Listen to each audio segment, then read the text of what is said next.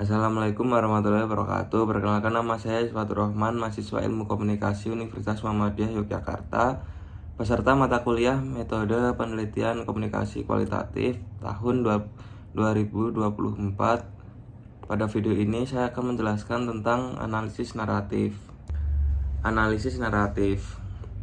Sebelum mengenal apa itu analisis naratif, pasti kalian sudah pernah mendengar cerita mengenai dongeng, kancil, dan kura-kura. Itulah contoh struktur daripada narasi. Narasi berasal dari kata nare yang berarti memberitahu. Maka analisis narasi berarti kita berusaha untuk memberitahu.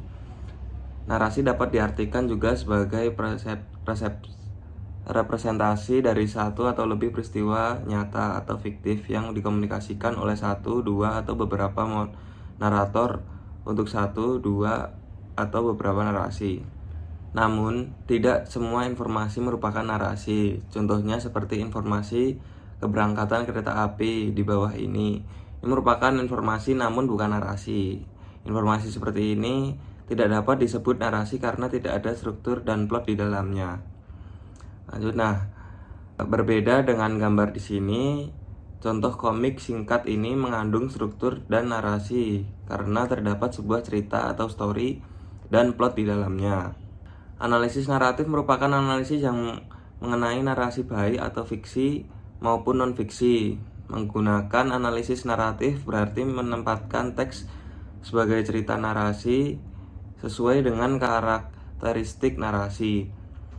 Dalam naratif, teks dilihat sebagai serangkaian peristiwa dan atau urutan peristiwa, sebagai dari peristiwa yang dipilih atau dibuang.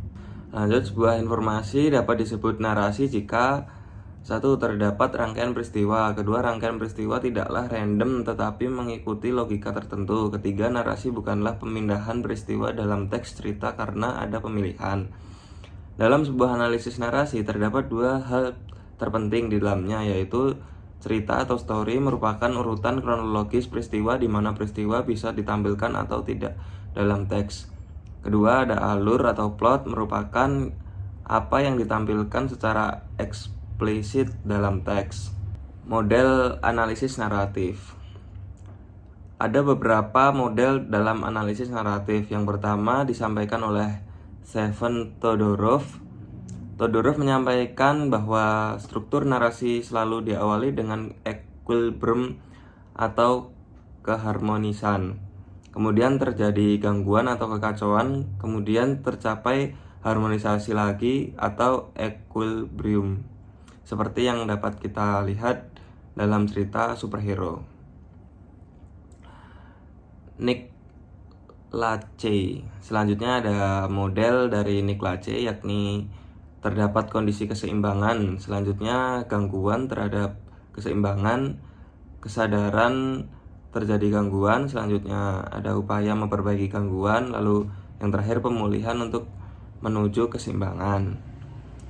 Selanjutnya model ini dari Mary Gillespie, di mana terdapat eksposisi atau kondisi awal, kemudian kekacauan atau gangguan, kemudian komplikasi atau gangguan makin besar, selanjutnya klimaks atau konflik memuncak, dan diakhiri dengan penyelesaian. Selanjutnya menurut A.J.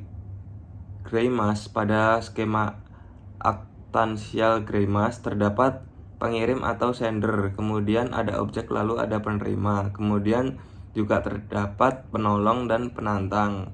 Kita bisa menjumpai model ini dalam pemberitaan media. Kita dapat mengetahui siapa objek dan subjeknya, siapa pengirim dan penerimanya, dan siapa penolong dan penantangnya. Mungkin sekian yang bisa saya sampaikan. Wassalamualaikum warahmatullahi wabarakatuh.